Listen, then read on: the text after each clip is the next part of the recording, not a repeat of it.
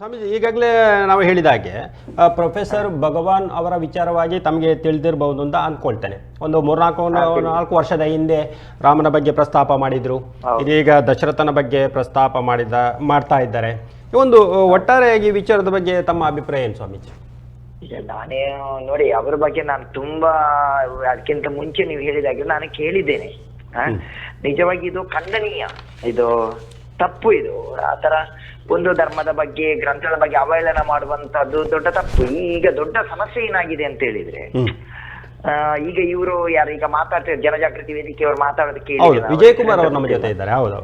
ಅವರು ಹೇಳಿದ್ರು ನೋಡಿ, ಫಸ್ಟ್ ಹಿಂದೂಗಳಲ್ಲಿ ಆಗುವಂತ ಒಂದು ದೊಡ್ಡ ಸಮಸ್ಯೆ ಏನಂತ ಧಾರ್ಮಿಕ ಶಿಕ್ಷಣದ ಕೊರತೆ. ನನ್ನ ವಾಯ್ಸ್ ಕೇಳ್ತಾ ಇದೆ ಅಲ್ಲ ನಿಮ್ಗೆ? ಕೇಳ್ತಾ ಇದೆ ಸ್ವಾಮೀಜಿ, ಮುಂದುವರಿಸಿ. ನೋಡಿ, ಧಾರ್ಮಿಕ ಶಿಕ್ಷಣದ ಕೊರತೆ. ನಮ್ಗೆ ಗೀತೆಯಲ್ಲಿ ಎಷ್ಟು ಅಧ್ಯಾಯ ಇದೆ, ರಾಮಾಯಣದಲ್ಲಿ ಎಷ್ಟು ಕಾಂಡಗಳಿದೆ ಅಂತ ನಮ್ಮ ಮಕ್ಕಳಿಗೆ ಗೊತ್ತಿಲ್ಲ. ಒಂದೇ ಒಂದು ಶ್ಲೋಕ ಭಗವದ್ಗೀತೆ ಆಗ್ಲಿ, ಮಹಾಭಾರತದಾಗ್ಲಿ, ರಾಮಾಯಣದಾಗ್ಲಿ ನಮ್ಗೆ ಗೊತ್ತಿಲ್ಲ ನಮ್ಗೆ. ಸೋಷಿಯಲ್ ಮೀಡಿಯಾಗಳಲ್ಲಿ ಏನಾದ್ರೂ ಹೇಳ್ಬೇಕಾದ್ರೆ ನಮ್ಗೆ ಅದು ಗೊತ್ತಿರ್ಬೇಕು ನೋಡಿ ನಮ್ಗೆ ಏನಂತೇಳಿ. ಒಂದು ಗೊತ್ತಿಲ್ಲದಿದ್ರೆ ನಾವು ಅಧಿಕೃತವಾಗಿ ಹೇಳಲಿಕ್ಕೆ ಆಗುದಿಲ್ಲ. ಧಾರ್ಮಿಕ ಶಿಕ್ಷಣದ ಒಂದು ಬಹುತೇಕ ದೊಡ್ಡ ಕೊರತೆ ಇದೆ. ಇದನ್ನೊಂದು ನೀಗಿಸ್ಬೇಕಾದ್ರೆ ನಮ್ಮ ಮನೆಗಳಲ್ಲಿ, ಮಠ ಮಂದಿರಗಳಲ್ಲಿ, ದೇವಸ್ಥಾನಗಳಲ್ಲಿ ಈ ಧಾರ್ಮಿಕ ದೇವಸ್ಥಾನಗಳಲ್ಲಿ ಎಂತ ಇರುವಂತದ್ದು, ಈಗ ಕಾಮತ್ ಮೆನ್ಯೂ ತರ ಏನು ಕಾರ್ತಿ ಪೂಜೆ, ರಂಗ ಪೂಜೆ ಇದನ್ನ ಇರುವಂತದ್ದು. ಇದರ ಬದಲಿಗೆ ನಮ್ಮ ಧಾರ್ಮಿಕ ಶಿಕ್ಷಣ ಕೊಟ್ಟು, ನಮ್ಮ ಎಷ್ಟು ದೇವಸ್ಥಾನಗಳಲ್ಲಿ ಲೈಬ್ರರಿಗಳಿದೆ, ನಮ್ಮ ಎಷ್ಟು ದೇವಸ್ಥಾನಗಳಲ್ಲಿ ಭಗವದ್ಗೀತೆ, ರಾಮಾಯಣ, ಮಹಾಭಾರತಗಳು, ವೇದ ಉಪನಿಷತ್ತುಗಳಿದೆ.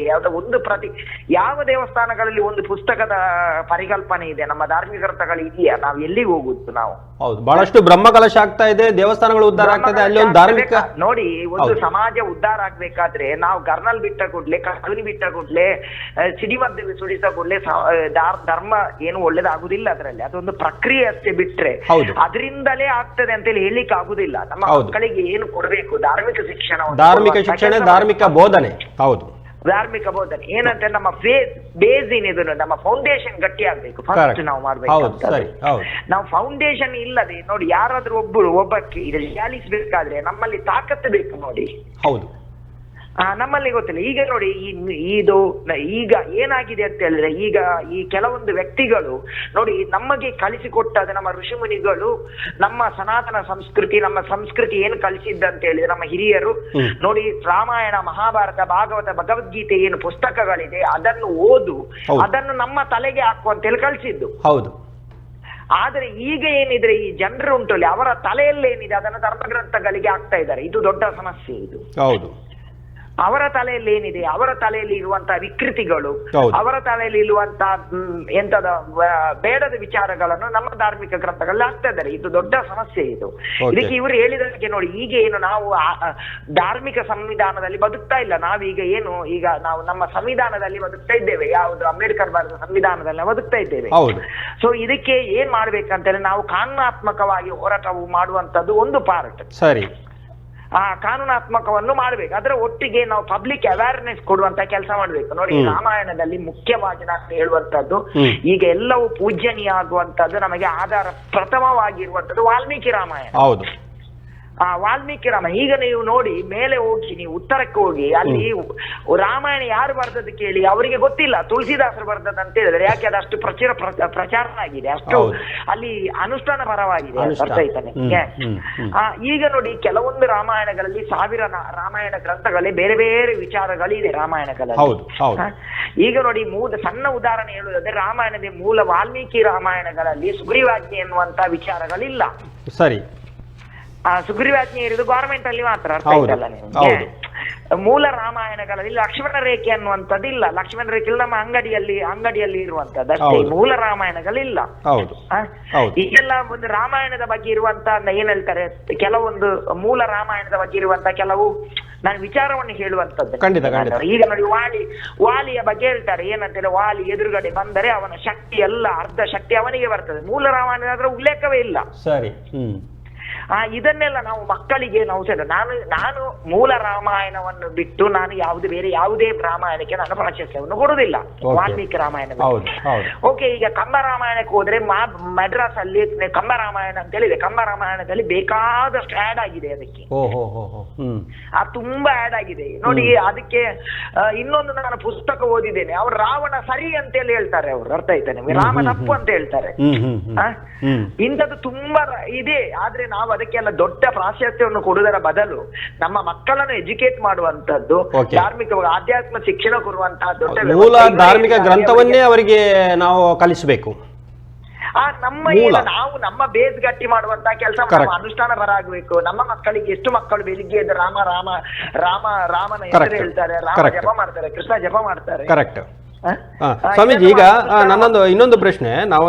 ನಾವು ಏನು ಬೈಬಲ್ ಇರ್ಬೋದು, ಕುರಾನ್ ಇರ್ಬೋದು, ಗುರುಗ್ರಂಥ ಇರ್ಬೋದು, ಬೇರೆ ಬೇರೆ ವಿಚಾರಗಳಲ್ಲಿ ಮಾತಾಡುವಾಗ ಜನ ಬಹಳಷ್ಟು 10 ಸಲ ಅಲ್ಲ 100 ಸಲ ಯೋಚನೆ ಮಾಡ್ತಾರೆ. ಆದರೆ ನಮ್ಮ ಹಿಂದೂ ಸಮಾಜದಲ್ಲಿ ನಮ್ಮ ಧಾರ್ಮಿಕ ಗ್ರಂಥವನ್ನ ಅವರು ವಿಮರ್ಶೆ ಮಾಡುವಾಗ ಅಲ್ಲಿ ವಿಮರ್ಶೆ ಬದಲು ಅತಿರೇಕದ ಒಂದು ವಿಚಾರವಾದದ ಮೂಲಕ ಅದನ್ನೇ ತಾವು ಹೇಳಿದ್ದು ಸರಿ ಅಂತ ಸಮರ್ಥಿಸಿಕೊಳ್ತಾರಲ್ಲ, ಅದು ಅಂದ್ರೆ ಕಾನೂನಿನ ಭಯವೋ ಅಥವಾ ನಮ್ಮಲ್ಲಿರುವ ಹಿಂದೂ ಸಮಾಜದಲ್ಲಿರುವ ಒಗ್ಗಟ್ಟಿಲ್ಲ ಅಂತ ತಿಳ್ಕೊಂಡಿದ್ದಾರೋ, ಯಾವ ರೀತಿ ಅಂತ ಇದನ್ನ ತಾವು ನೋಡ್ತೀರಿ?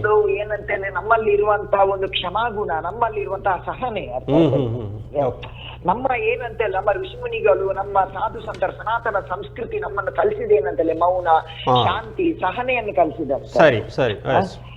ಅದನ್ನು ಅದರದ್ದೊಂದು ದುರುಪಯೋಗ ಆಗ್ಲಿಕ್ಕೂ ಸಾಕು, ಅದನ್ನ ದುರುಪಯೋಗ ಅಂತೇಳಿ ಎನಿಸಿಡ್ಲಿಕ್ಕೂ ಸಾಕು.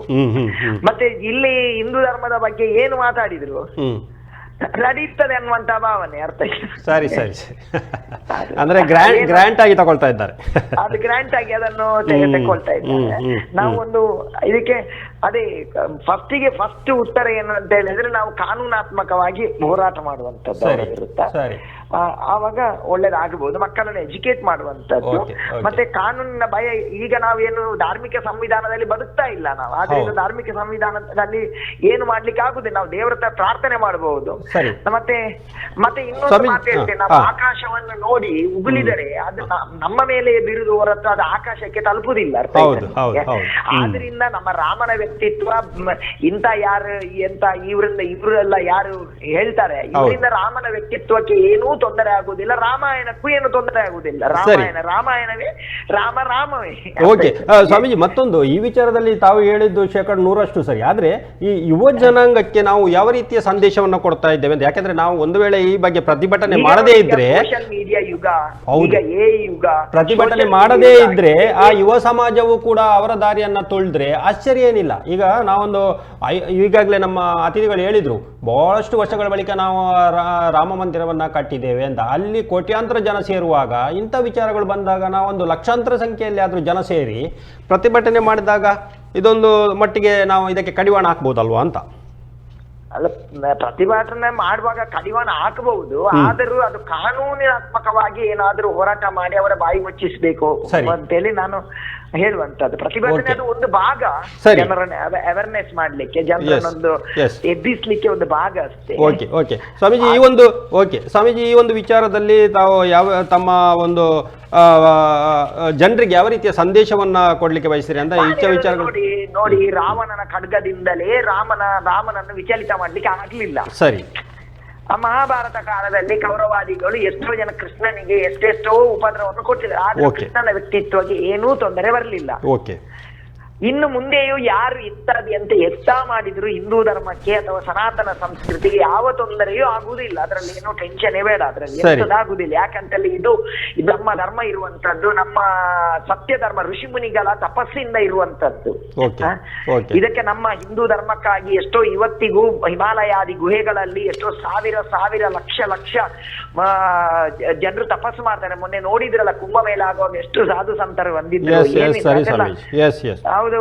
ಇದು ನಮ್ಮ ತಪಸ್ಸಿನಿಂದ ಅವರ ತಪಸ್ಸು, ಅವರ ಮೌನದಿಂದ ನಾವು ನಡೆಯುವ ನಮ್ಮ ಧರ್ಮ ಎಲ್ಲ ನಡೆಯುವಂತದ್ದು. ಅವರ ಶಾಂತಿ, ಅವರ ಸಹನೆ, ಇದರಲ್ಲೊಂದು ಎನರ್ಜಿ ಇದೆ, ಅರ್ಥ ಇದೆ, ನಮ್ಮನ್ನೊಂದು ಡಿವೈನ್ ಎನರ್ಜಿ ಅದನ್ನು ಪ್ರೊಟೆಕ್ಟ್ ಮಾಡ್ತದೆ. ಸರಿ ಸ್ವಾಮೀಜಿ, ತಮ್ಮೆಲ್ಲ ಈ ವಿಚಾರಧಾರೆಗಾಗಿ ನಮ್ಮ ಟಿವಿಯೊಂದಿಗೆ ಹಂಚಿಕೊಂಡಿದ್ದೀರಿ, ವೀಕ್ಷಕರ ಜೊತೆ ಹಂಚಿಕೊಂಡಿದ್ದೀರಿ. ತಮಗೆ ಆತ್ಮೀಯ ಧನ್ಯವಾದಗಳನ್ನ ಜನರಿಗೆ ಒಂದು ಅವೇರ್ನೆಸ್ ಮಾಡಿದ್ದೀರಿ ನಮ್ಮ ಟಿವಿ ಬಳಗಕ್ಕೆ, ಅದಕ್ಕೆ ನಿಮ್ಗೆ ಧನ್ಯವಾದಗಳು. ದೇವರು ನಿಮ್ಗೆ ಒಳ್ಳೇದು ಮಾಡ್ಲಿ, ಇಂಥ ಕೆಲಸವನ್ನು ಮುಂದುವರಿಸಿ. ಧನ್ಯವಾದಗಳು ಸ್ವಾಮೀಜಿ ಅವರೇ.